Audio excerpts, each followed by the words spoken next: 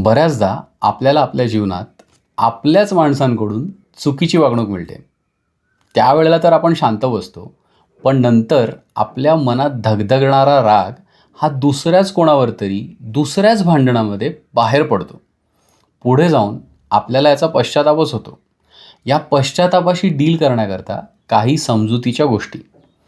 जी घटना घडायची होती ती भूतकाळामध्ये घडून गेली आहे. तुम्ही त्या भूतकाळाला ओढून वर्तमान काळात आणताय. 2. भूतकाळामध्ये घडलेल्या गोष्टींवरती तुम्ही हळहळ व्यक्त करा किंवा आनंद, त्याचा त्यावर काहीच फरक पडत नाही. 3.